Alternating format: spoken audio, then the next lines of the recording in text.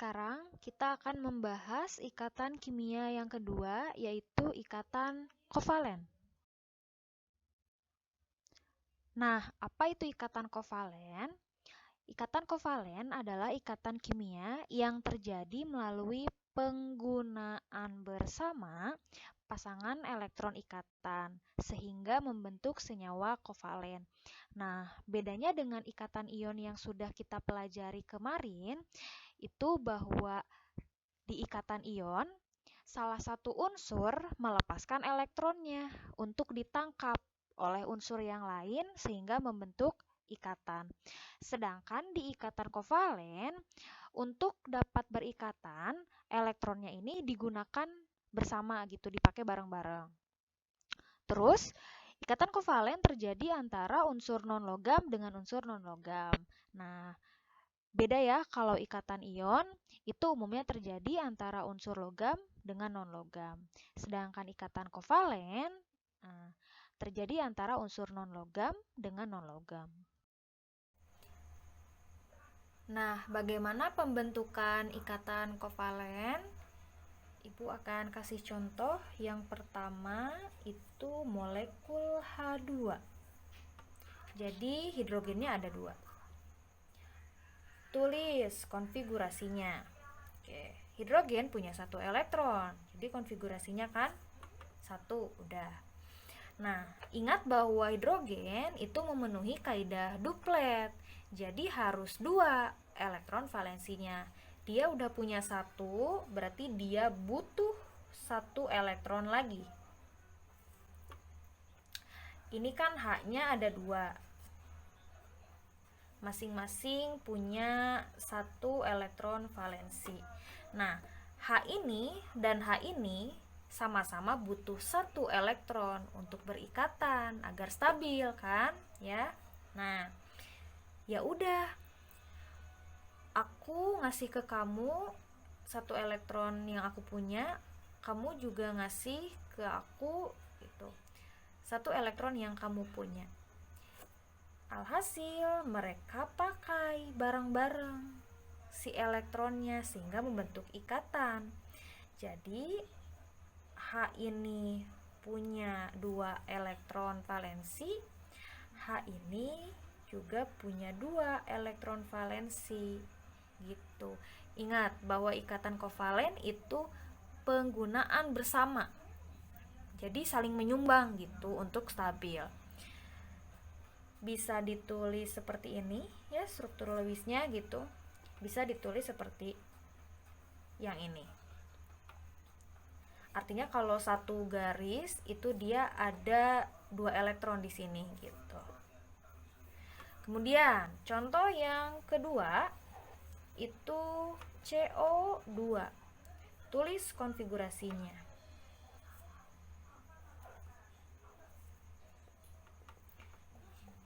Itu 2, 4, kemudian oksigen 2, 6. Nah, kedua unsur ini dia memenuhinya kaidah oktet. Jadi harus 8 elektron valensinya. Lihat yang C ini 4, berarti dia butuh 4 elektron lagi untuk mencapai 8. Sedangkan oksigen butuh 2 elektron lagi untuk mencapai 8. Nah, antara C dengan O itu harus saling menyumbang agar bisa stabil saat berikatan. Si C, dia kan punya elektron valensinya 4 nih. Nah, lihat di sini, oksigen kan ada 2. Masing-masing oksigen itu butuh 2 elektron. Jadi kalau ada 2 oksigen kan butuh 4 elektron. Oh, ya udah, si C ini nyumbang 2 ke oksigen yang satunya, kemudian nyumbang 2 ke oksigen yang satunya lagi gitu. Kalau ibu tulis seperti ini, si C itu punya 4, jadi yang 2-nya disumbangkan ke O ini, yang 2 laginya disumbangkan lagi ke O ini. Terus gitu, si C butuh berapa buat stabil? Butuh 4. Ya udah, dari oksigen ini 2, dari oksigen yang ini 2 gitu. tulis sisanya untuk elektron di O. Oksigen ini kan ibu baru tulis 2, sedangkan dia valensinya 6. Tulis sisanya 4 kan, berarti ini juga tulis sisanya 4. Nah, jadi kalau kita lihat nih, oksigen udah punya 8. Kemudian C udah punya 8. Oksigen yang ini juga udah punya 8. Gitu. Jadi bisa ditulis seperti ini. Karena ini ada 2 pasang gitu ya. Ini kan 1 pasang. Jadi 1 garis, kalau 2 pasang berarti 2 garis. Nah, gitu.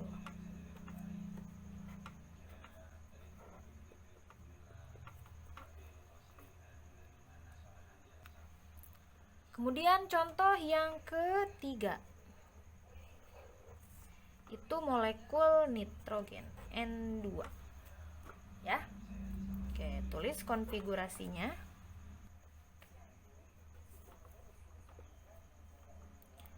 2, 5. Nah, untuk mencapai 8, dia butuh berapa? Butuh 3 elektron. Ingat ada 2 nitrogen, berarti masing-masing nitrogen butuh 3. N ini punya 5 valensi. Oh, ya udahlah, saling menyumbang aja kayak hidrogen. Dia masing-masing butuh 3. Jadi dia nyumbang 3, ini juga nyumbang 3. Karena butuh 3, jadi nyumbangnya 3. Oke, sudah ibu tulis ini masing-masing 3 elektron di nitrogen. Nah, dia kan 5 valensinya, berarti sisanya 2. Ibu tulis di atas. Sehingga N ini punya 8. 1, 2, 3, 4, 5, 6, 7, 8. N yang ini juga punya 8 elektron valensi. Nah, sehingga kalau ditulis strukturnya seperti ini, kalau ada 3 pasang, berarti 3 garis. Nah, tinggal tulis sisa elektronnya yang enggak berikatan. Seperti itu. Jadi, di dalam ikatan kovalen itu kan penggunaan bersama. Jadi saling menyumbang gitu, biar sama-sama stabil. Nah, kalau misalkan nyumbang 1 gitu, dia dapat 1. Kalau nyumbang 2, dia dapat 2. Kalau nyumbang 3, dia dapat 3 gitu. Karena kalau misalkan pasangan elektron gitu ya, itu biasanya genap. Karena bisa diambil garis, di mana satu garisnya itu berarti kan 2 pasang elektron. Sorry, satu garis itu 1 pasang elektron. 1 pasang itu jumlahnya 2 elektron. Oke, sekarang yang ditanyakan, senyawa kovalen apa yang terbentuk jika contohnya N dan H berikatan. Nah, jadi apa sih rumus senyawanya gitu? Oke, kita tulis konfigurasinya. N nomor atomnya 7, H nomor atomnya 1. Nah, ini konfigurasi.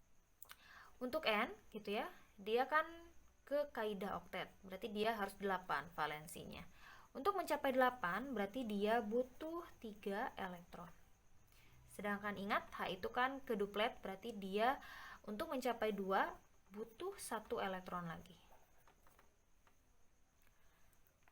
Nah, lihat di sini gitu ya.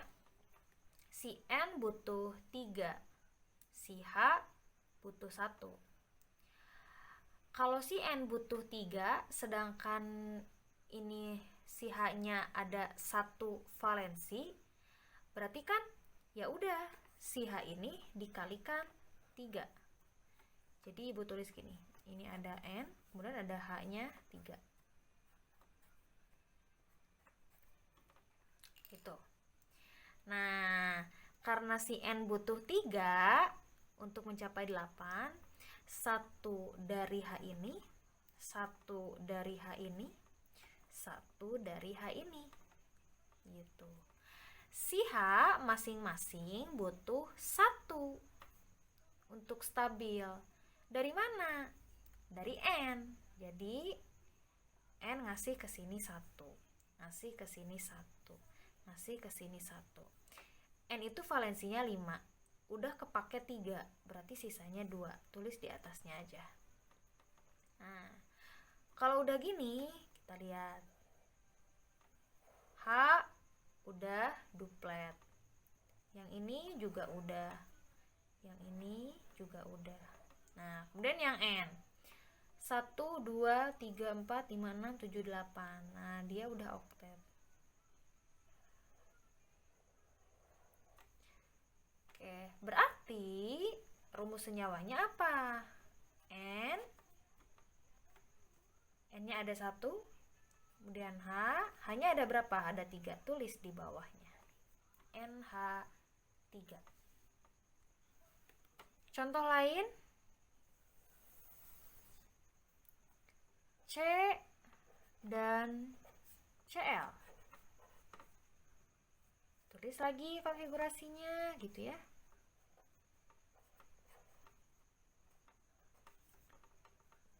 Nanti 2, 4, kemudian Cl-nya 2, 8, 7.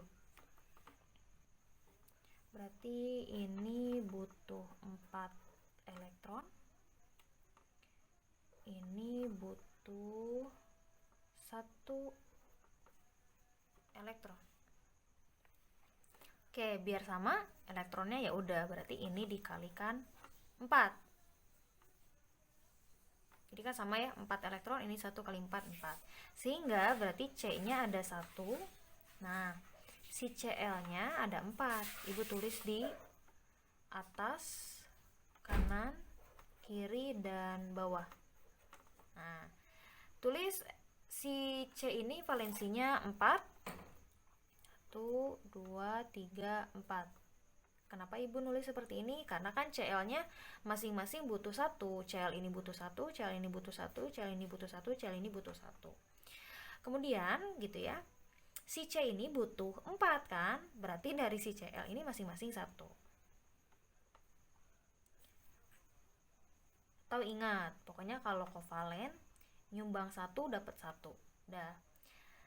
Kita tulis sisa elektron Cl. Cl kan 7 valensinya, ini udah kepake 1 buat perikatan, berarti sisanya 6.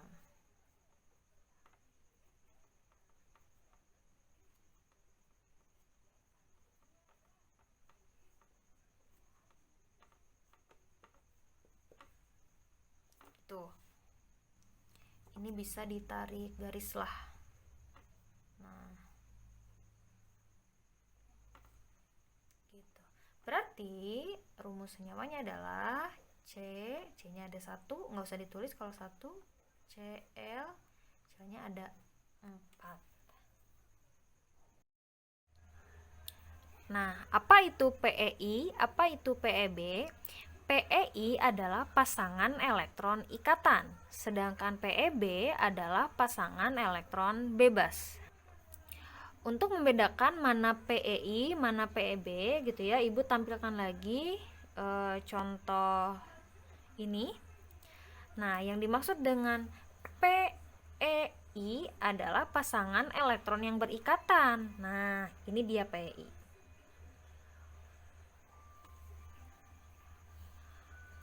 Ini PeI. Ini PeI.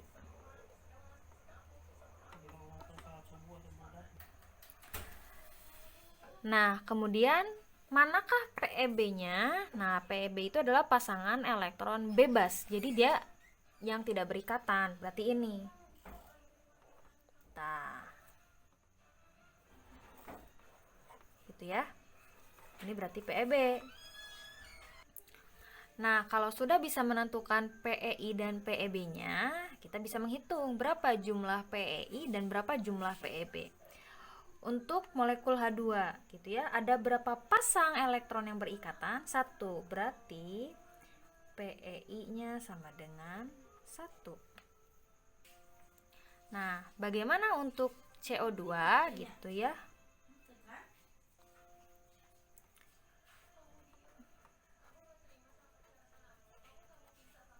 Nah, ada berapa pasang elektron yang berikatannya? 1, 2, 3, 4. Atau bisa hitung di sini ya, 1, 2, 3, 4. Berarti ada 4 pasang. Kemudian PEB-nya ada berapa pasang? 1, 2, 3, 4. 4 pasang. Kemudian untuk N2,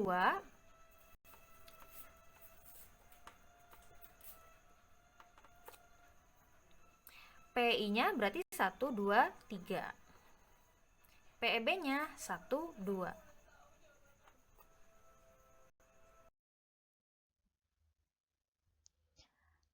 Nah, ikatan kovalen itu ada yang tunggal, ada yang rangkap 2, ada yang rangkap 3. Tadi berdasarkan contoh pembentukan ikatan kovalen gitu ya.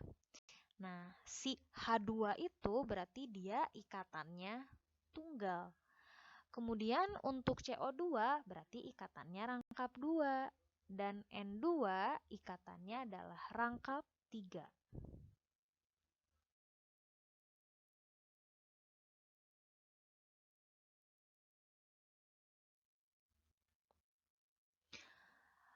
Oke, kemudian ini kita akan membahas kepolaran ikatan kovalen. Jadi ikatan kovalen itu ada yang polar dan ada yang non-polar.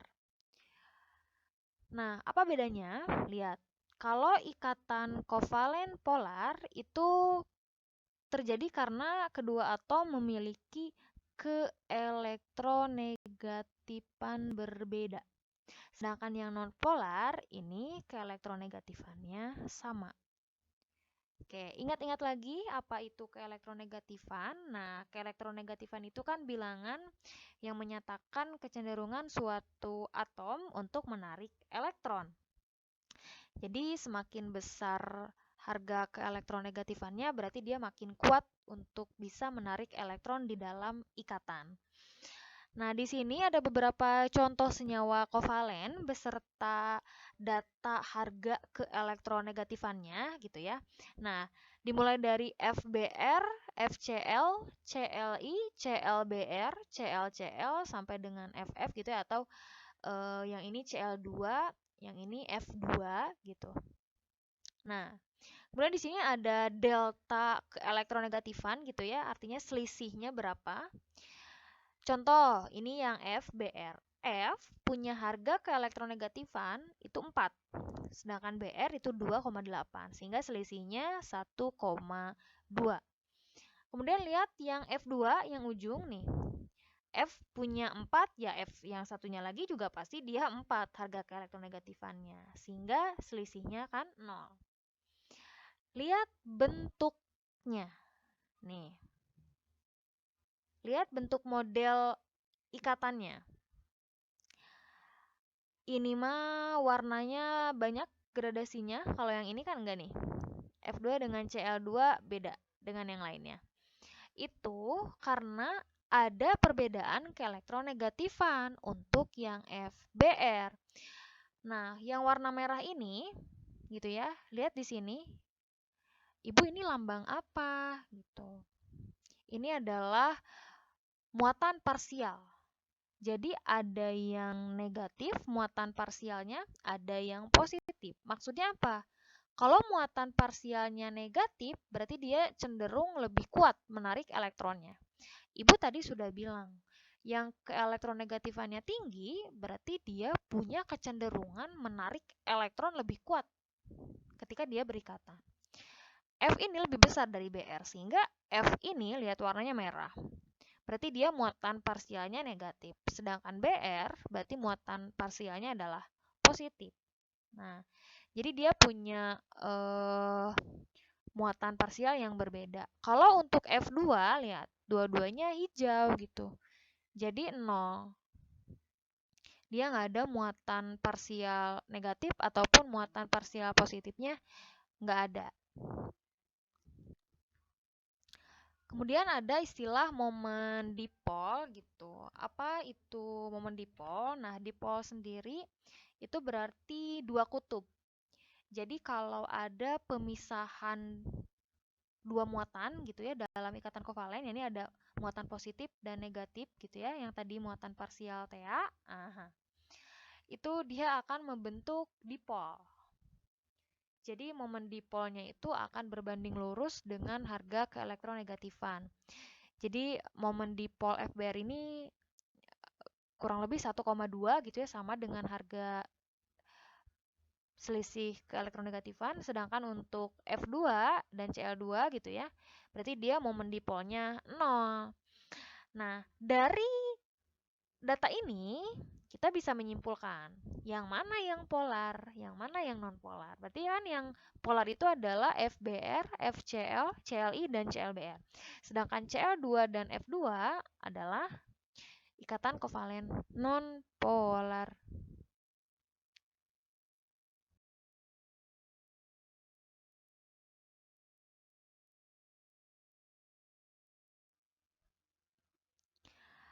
Nah, selanjutnya ini ikatan kovalen koordinasi. Berbeda dengan ikatan kovalen sebelumnya, jadi kalau ikatan kovalen koordinasi itu terjadi karena pasangan elektron ikatannya hanya berasal dari salah satu atom saja. Jadi kalau ikatan kovalen yang sebelumnya itu ya, yang kita pelajari itu saling menyumbang gitu ya, karena penggunaan bersama, elektronnya dipakai bareng-bareng untuk stabil. Kalau kovalen koordinasi, nah untuk stabilnya, jadi cuma satu atom yang ngasih gitu. Jadi satu atom itu dia dermawan ngasih ke atom lain untuk berikatan, tapi mereka berdua tetap sama stabil gitu. Oke, perhatikan contoh berikut. Ini senyawa H2SO4. Ada ikatan kovalen, kemudian ada ikatan kovalen koordinasi. Ya, di dalam ikatan antar unsur di senyawa H2SO4. Di sini ada perbedaan warna untuk unsur H warna biru, gitu ya, begitupun dengan elektronnya. Ini X itu maksudnya sama ya, elektron gitu. Biar kelihatan aja. Kemudian oksigen warna hijau, begitupun elektronnya. Kemudian sulfur warna hitam, begitupun elektronnya. Oke, lihat di sini. Contohnya yang ini. Ini adalah ikatan kovalen. Nah, lihat. Kedua warna elektron berbeda. Artinya kan S dengan O itu saling menyumbang. Gitu ya. Untuk mencapai keadaan stabil gitu. Untuk elektron valensinya 8. Kemudian, lihat yang ini. Ini ikatan kovalen koordinasi. Dua-duanya gitu ya. Elektronnya warna hitam. Jadi oksigen mencapai oktet, lihat dia nggak nyumbang, tapi dikasih dari S. S memberikan kedua elektronnya untuk oksigen yang ini, sehingga oksigen yang ini punya 8 elektron valensi. Nah, ikatan S dengan O yang ini, gitu ya, itu ikatannya kovalen koordinasi. Karena hanya S yang memberikan elektronnya kepada O, gitu. Jadi bedanya ikatan kovalen dengan ikatan kovalen koordinasi ya tadi. Kalau kovalen itu saling menyumbang. Nah, kayak gini. Kan dia saling nyumbang gitu, penggunaan bersama. Kalau kovalen koordinasi, nah tuh dia dikasih elektronnya untuk stabil dari salah satu atom atau dari salah satu unsur.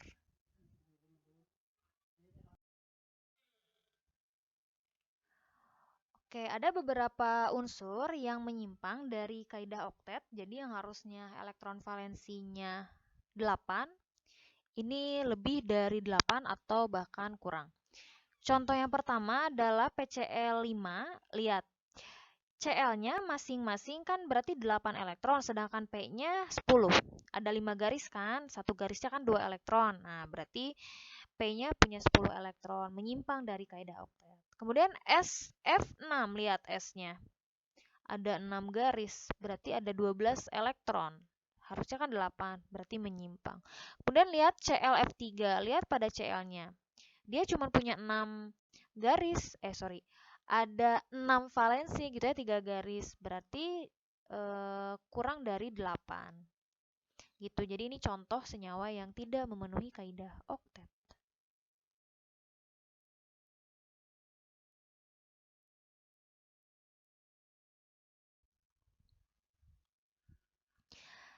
Nah, yang terakhir ini ikatan logam. Dari namanya juga sudah tahu ya, kalau ikatan logam itu ya berarti ikatan antara logam dengan logam. Terjadinya itu karena pergeseran dan pengumpulan elektron valensi, membentuk lautan elektron terdelokalisasi. Bisa dilihat gambarnya gitu ya, itu yang bulat merah itu adalah ion positif logam gitu ya, ion logamnya. Nah, di sekitar ion logam itu dia membentuk lautan elektron gitu. Dimana di dalam lautan elektronnya itu elektronnya terdelokalisasi. Maksudnya apa? Jadi lokasinya itu nggak tentu gitu. Jadi dia bebas bergerak si elektronnya di sekitar lautan elektron atau awan elektronnya gitu.